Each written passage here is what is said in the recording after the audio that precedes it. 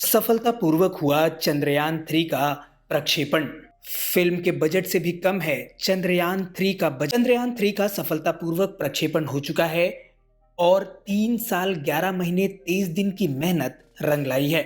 दोपहर 2:35 पर आंध्र प्रदेश के श्रीहरिकोटा के सतीश धवन स्पेस सेंटर से विशालकाय rocket launch vehicle mark 3 M4 से इसे स्पेस भेजा गया। 14 जुलाई 2023 का ये दिन भारत के इतिहास में स्वर्णिम अक्षरों में दर्ज हो चुका है। प्रक्षेपण के 16 मिनट के भीतर ही लॉन्च व्हीकल अपनी ऑर्बिट में पहुंच गया और 40 दिन बाद वो चांद पर सॉफ्ट लैंडिंग के जरिए चांद की सतह पर पहुंचेगा।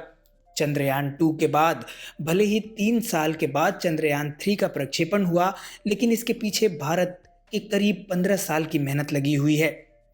सिलसिलेवार तरीके से अब जानिए चंद्रयान के कितने फायदे होंगे। अगर मिशन सक्सेसफुल रहा तो अमेरिका, रूस और चीन के बाद भारत चौथा देश बन जाएगा जो चांद की सतह पर अपने स्पेसक्राफ्ट भेजने में कामयाब हुआ है। चंद्रयान की खास बात यह है कि इसमें लैंडर और रोवर हैं। रोवर 14 दिन तक चांद की सतह पर परीक्षण के उद्देश्य से भेजा गया है, जो चांद की सतह पर न सिर्फ परीक्षण करेगा बल्कि वहां से जुड़े डेटा भी इसरो को भेजता रहेगा, जिससे देश अमेरिका, रूस और चीन के समकक्ष आकर खड़ा हो जाएगा। दरअसल चंद्रमा पर एक दिन पृथ्वी के 14 दिन के बराबर होता है और उसके बाद रात्रि होती है। चंद्रमा की रात्रि भी पृथ्वी के 14 दिन की रात के बराबर होती है। ऐसे में इस मिशन की अवधि को सिर्फ 14 दिन का ही रखा गया है। 14 दिन तक रोवर चांद की सतह पर परीक्षण करता रहेगा।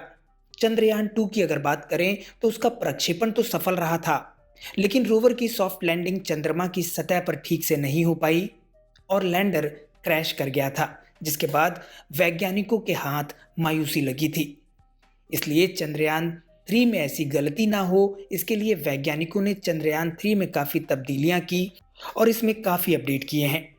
चंद्रयान 3 की सबसे दिलचस्प बात यह है, चंद्रयान 3 का बजट दुनिया के बाकी देशों के स्पेसक्राफ्ट के बजट से काफ़ी कम है। चंद्रयान का बजट 615 करोड़ रुपए का है, जबकि भारत में ही हाल ही में रिलीज हुई फिल्म आदि पुरुष के अगर बजट की बात करें तो वो 700 करोड़ रुपए में बनी है। ऐसे में चंद्रयान 3 का बजट भारतीय वैज्ञानिकों की उपलब्धि दिखाता है। चंद्रयान के प्रक्षेपण को देखने के लिए बड़ी संख्या में लोग आंध्र प्रदेश के श्रीहरिकोटा सतीश धवन स्पेस सेंटर के दर्शक दीर्घा में मौजूद थे और उनकी मौजूदगी देखकर यह अंदाज़ा लगाना कठिन नहीं है कि वो भारत के इस स्वर्णिम अवसर को अपनी आंखों में कैद करने के लिए यहाँ पहुँचे थे। उनमें उत्साह साफ तौर पर दिखाई दे रहा है।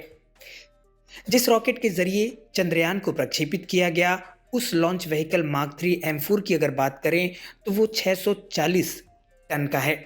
उसकी ऊंचाई करीब 43.5 मीटर की है। पृथ्वी से चांद की दूरी 3.84 लाख किलोमीटर की है, जिसे तय करने में चंद्रयान को करीब 40 दिन का वक्त लगेगा। कुछ दिन तक वो पृथ्वी की ऑर्बिट में चक्कर लगाता रहेगा और उसके बाद चंद्रमा की ऑर्बिट में शिफ्ट हो जाएगा। उसके बाद शुरू होगी सॉफ्ट लैंडिंग की प्रक्रिया। इसे चंद्रमा के साउथ पोल पर उतारा जा रहा है। साउथ पोल पर इसे उतारने का मकसद है क्योंकि दुनिया के पास चांद के साउथ पोल से जुड़ी जानकारियों का अभाव है। ऐसे में अगर भारत के हाथ ये जानकारी लगती है तो इससे भारत चांद के साउथ पोल की जानकारी हासिल करने वाला दुनिया का एकमात्र देश बन जाएगा। ऐसे में उम्मीद है कि भारत के वैज्ञानिकों की मेहनत रंग लाएगी। इसी तरह की खबरें लगातार पाने के लिए आप जुड़े रहे हमारे चैनल से और अपनी प्रतिक्रिया कमेंट्स के जरिए हम तक ज़रूर पहुँचाएँ।